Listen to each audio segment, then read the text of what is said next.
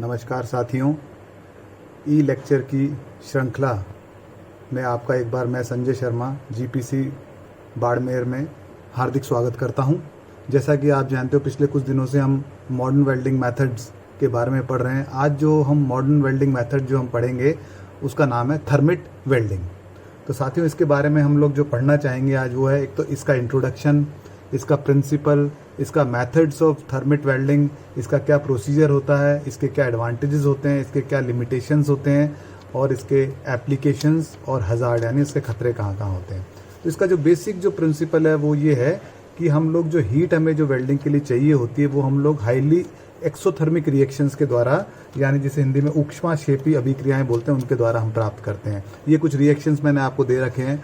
ये ferric oxide aluminium से react करके आयरन और एल्यूमिनियम ऑक्साइड, और ये देखिए 181.5 किलो कैलोरी एनर्जी लिबरेट होती है। एक्सोथर्मिक रिएक्शन जैसे आपको पता है कि जिसमें एनर्जी बहुत मात्रा में लिबरेट होती है। और ये दूसरी इक्वेशंस है, फेरस ऑक्साइड प्लस एल्यूमिनियम, ये आपको दे रही है लगभग 3 किलो कैलोरी। इसके दो तरह के मेथड्स होते हैं साथियों। एक तो होता है फ्यूजन वेल्डिंग, फ्यूजन में मतलब जहाँ पर हम चीज़ों को पिघला के आपस में जोड़ते हैं, और एक प्रेशर वेल्डिंग जो कि जिसमें हम लोग उसको गर्म करने का, उसको प्रेशर के माध्यम से चीज़ों को जोड़ने का प्रयास करते हैं। एडवांटेजेस इसके हैं, जैसे ये पोर्टेबल है मेथड, इसमें कोई पावर सोर्स की जरूरत नहीं पड़ती और ऑन साइट भी वेल्डिंग की जा सकती है, और ये एक सस्ता प्रोसेस होता है। इसकी कुछ लिमिटेशंस होती हैं कि फेरस मेटल्स ही इससे हम लोग वेल्ड कर सकते हैं, और कई बार ये जो सस्ते और हल्के जो मेटल्स होते हैं उनके लिए थोड़ा अनइकोनॉमिकल रहता है, यानी महंगा पड़ता है। एप्लीकेशंस इसके हम लोग जो रेल, खास इसका जो मेन एप्लीकेशंस है वो रेलवे लाइंस को जो टूट जाती हैं उनको वेल्ड करने में काम आता है। इसके अलावा बट वेल्डिंग, जो हम पाइप्स होती हैं उनकी भी बट वेल्डिंग के द्वारा एंड टू एंड पाइप्स को हम जोड़ सकते हैं। लार्ज फ्रैक्चर्ड क्रैंकशाफ्ट, जो टूटी होती हैं क्रैंकशाफ्ट, उनको हम लोग इसके काम में लेते हैं। और replacing broken pieces of large gear, जो बड़े बड़े जो गियर्स होते हैं उनके जो पीसेस टूट जाते हैं उनको जोड़ने में हम काम लेते हैं। इसके क्या क्या हजार्ड से नुकसान है, एक तो क्या होता है कि बहुत ज़्यादा टेम्परेचर होता है, उसका भी एक नुकसान रहता है। और जो थर्माइट रिएक्शंस होता है उससे यूवी रेडिएशंस, अल्ट्रावायलेट रेडिएशंस निकलते हैं जो हमारे शरीर के हानिकारक करते हैं। और अगर हम इसमें अगर पानी मिला देते हैं तो थर्माइट, जो कि एक मिक्सचर होता है, केमिकल मिक्सचर होता है, उससे स्टीम एक्सप्लोजन होने का खतरा है। ये आपको मैंने एक डायग्राम के द्वारा इस पूरे प्रोसेस को समझा रखा है, ये आप देखिए। अब मैं आपको डिटेल में हर एक चीज़ के बारे में बताऊंगा। सबसे पहले हम बात करते हैं इंट्रोडक्शन। तो ये एक ऐसा प्रोसेस होता है जिसमें जो हीट होती है ज्वाइनिंग के लिए, वो हमें एक केमिकल होता है थर्माइट, उसके जो अति तप्त पिघला हुआ धातु होता है उसके द्वारा हमें हीट प्राप्त होती है, जिसे हम लोग सुपर हीटेड मोल्टन मेटल बोलते हैं। और थर्माइट क्या होता है? थर्माइट होता है एक मिक्सचर होता है एल्यूमिनियम और Fe3O4 यानी फेरुसोफेरिक ऑक्साइड का, और फाइन पाउडर्ड होता है, होता है बहुत महीन सा, हम इसको पाउडर्ड फॉर्म में लेते हैं, जिससे कि एक ऊष्माक्षेपी यानी एक्सोथर्मिक रिएक्शंस जब हम उसको इग्नाइट करते हैं तो हमें प्राप्त होता है, उसकी हीट को हम काम में लेते हैं। और ये यूज़ किया जाता है इंसेंडियरी बॉम्ब्स के, यानी आग लगाने वाला जो पदार्थ होता है बॉम्ब्स को, उसमें भी हम इसको काम में लेते हैं। फिलर मेटल जो है वो हमें लिक्विड मेटल के माध्यम से इसमें प्राप्त होता है।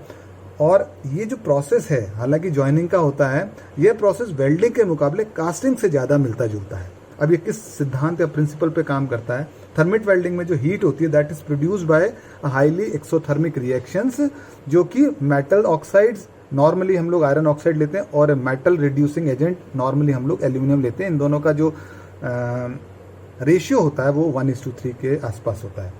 जो केमिकल एफिनिटी होती है एल्यूमिनियम की, वो ऑक्सीजन के लिए वो हमारे थर्मिट प्रोसेस का बेसिस होती है। जैसे मैंने आपको दो रिएक्शंस बताए थे, यहाँ पर आप देख सकते हैं Fe3O3+2 एल्यूमिनियम से हमें बहुत सारी हीट मिलती है, और Fe3O4+ एल्यूमिनियम से हमें आयरन प्लस एल्यूमिनियम ऑक्साइड के अलावा 719 लगभग 720 किलो कैलोरी की हीट मिलती है, और इसी हीट को हम लोग काम में लेते हैं।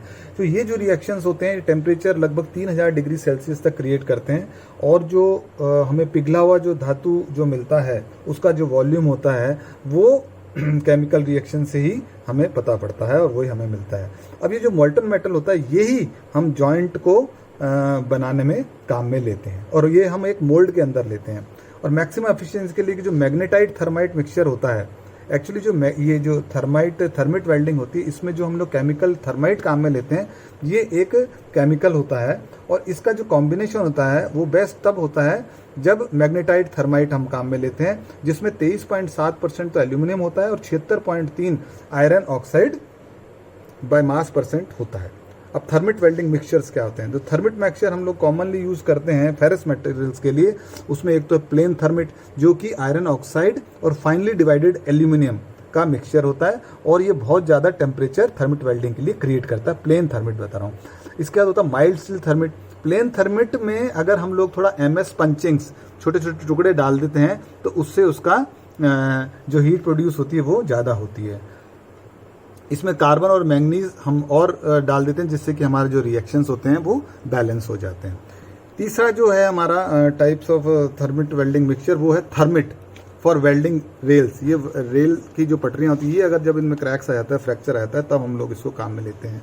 तो plain thermit with addition of carbon and manganese it is use to increase the hardness, railway joints के हार्डनेस को बढ़ाने में काम आता है। अब मेथड्स की बात करते हैं। एक तो मैंने जैसे पहले बताया फ्यूजन वेल्डिंग और प्रेशर वेल्डिंग।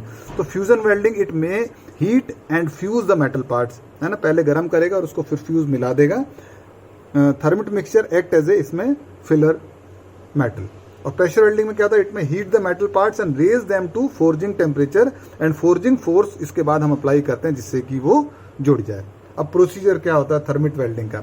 इसमें कई सारे स्टेप्स होते हैं। सबसे पहले हम क्लीनिंग द जॉइंट्स जिनको हम वेल्ड करना है तो पहले उनको क्लीन करते हैं और फ्री फ्रॉम सभी तरह की डस्ट, ग्रीस या लूज ऑक्साइड्स उनको हम लोग वेल्डिंग से पहले साफ करते हैं। फिर हम लोग अलाउंस देते हैं कॉन्ट्रैक्शन के लिए। तो इसमें नॉर्मली हम 1.5 से 6 mm का गैप देते हैं एज ए कॉन्ट्रैक्शन अलाउंस। फिर होता है कंस्ट्रक्शन ऑफ मोल्ड जो होती है आपको पता है ये कैविटी होती है जिसका हम लोग बनाते हैं। मोल्ड एक ऐसा पार्ट होता है जो कि इसमें हमारे जो मेटल पार्ट जिनको हमें जोड़ना होता है उसमें लाई करते हैं, उसके अंदर रहते हैं और molten metal is poured in it. इसमें हम लोग मोल्टन यानी पिघली हुई धातु को डालते हैं। ये लगभग 100 mm थिक होता है between wax pattern and moulding. और box it should also provide necessary, इसमें पोरिंग गेट्स भी होने चाहिए, हीटिंग गेट्स भी होने चाहिए और राइजर भी होना चाहिए। तो ये हमारा सेटअप होता है। इसके बाद हम मोल्ड को प्री हीट करते हैं।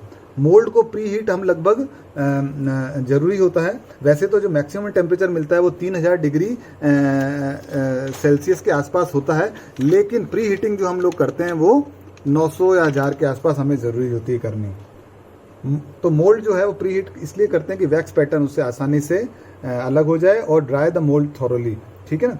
तो और हम लोग डिजायर्ड टेम्परेचर जो हम मानते हैं इसमें इसको प्री हीट करने का वो लगभग 816 से 982 1000 के आसपास होता है। उसके बाद हम क्रूसिबल और उसकी चार्जिंग जो हम मेटल, जैसे मैंने आपको बताया एल्यूमिनियम और आयरन ऑक्साइड होता है, ये हम डालते हैं क्रूसिबल में।